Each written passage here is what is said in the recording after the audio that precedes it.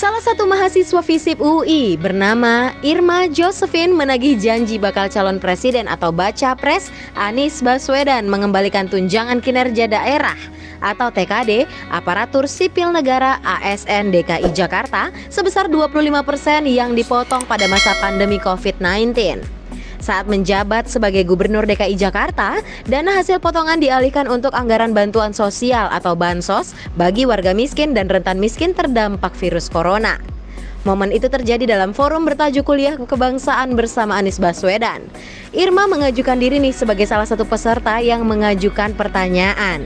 Padahal utang janji Bapak pada PNS pada saat pandemik waktu itu saja belum Bapak lunasi mengenai pinjaman gaji para PNS yang Bapak gunakan untuk menangani pandemik pada saat itu, ujar Irma.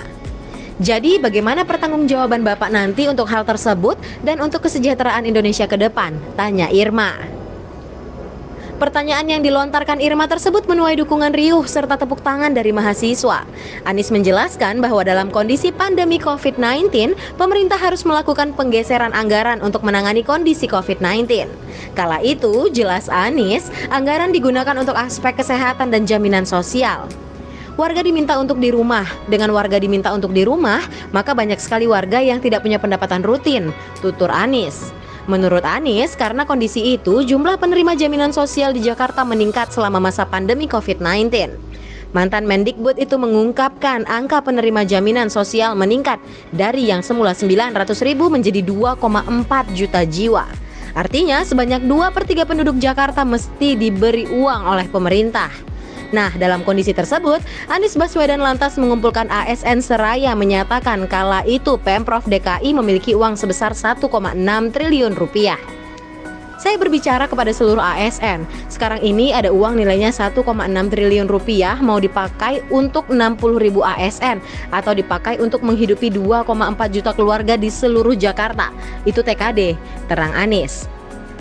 Dan beritahu anak, istri, suami bahwa uang itu bukan diberikan untuk pemerintah. Uang itu diberikan kepada tetangga Anda yang hari ini tidak punya pendapatan karena mereka terdampak pandemi, tambah Anies Baswedan.